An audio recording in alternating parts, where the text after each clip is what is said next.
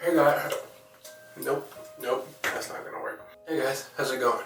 Welcome back to another episode of Supernatural Storytime, where I tell you 3 supernatural stories that have actually happened to me and my friends and my family in the past. First one is when I was in middle school and I stayed over at my friend Freddie's house. So it was me, Freddie, Manny, and Freddie's dad. We went out to the movies for a midnight showing of something, I don't remember what it was.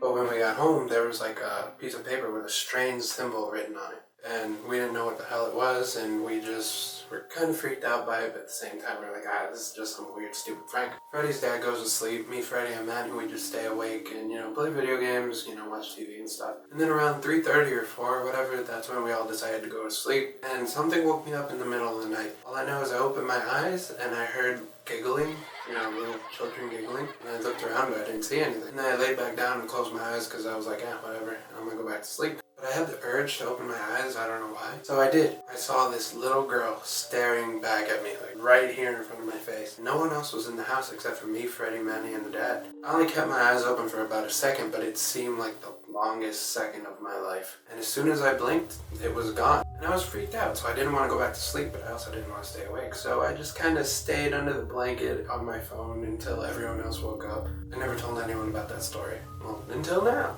Story number 2. I was with Martin and Yalita and we were just driving around the town just because we could. And while we were driving, we saw something and it looked like a dog or a coyote. And no, it's not a werewolf like the last time, okay? But we stopped because it was weird because its eyes were glowing, like full on glowing. Kind of like a cat's eyes do when you take a picture with a flash. But we weren't shining any light because the car was going this way, so the headlights were over here. But it was over there.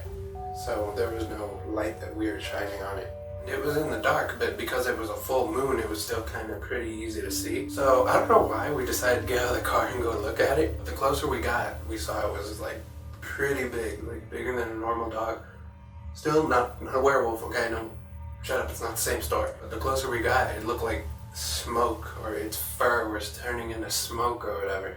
And not only were its eyes glowing, but its teeth were also like glowing bright white. So we deduced it to a hellhound or a shadow hound or something. If you saw this thing, the logical thing to do would be get back in the car and drive away really fast, right? Well, we did the exact opposite. We kept walking towards it. I don't know, we're gonna give it a great big hug. I still don't know why to this day we kept walking towards the thing, man. But the closer we got, the more the shadow body like faded out. And then all you could see was the eyes and the teeth, and then eventually that just faded out too. Like it didn't move or anything, it just faded away. Story number 3.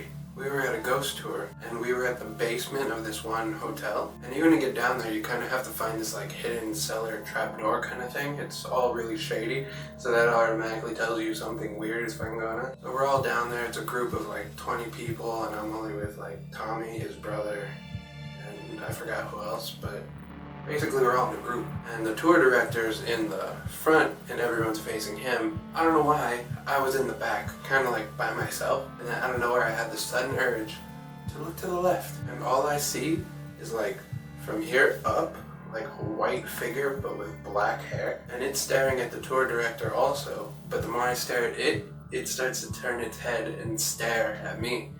And I didn't say anything because this was the first time in my life where I've ever felt so terrified and so helpless that I couldn't move, I couldn't speak, I couldn't even breathe. I just stared at this thing while it stared back at me. And then when I finally was able to blink, it was gone. Again, another story I've never told anyone until now. I just realized the theme of this year's video is things that faded out or were gone when I blinked.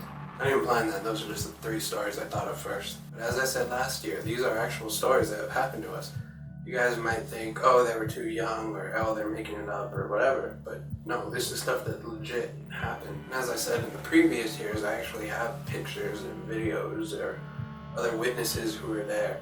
But first I'm trying to get all my stuff out of the way first, I guess. And then we'll go more and more hardcore as the years progress, the more people who watch and subscribe and everything. Speaking of that, you should like, favorite, and subscribe this video. Be sure to leave in the comments below any of your scary stories. I want to know. So I already said like, favorite, and subscribe, and all that good stuff. So, always stay smiling, have a happy Halloween, and be safe, guys.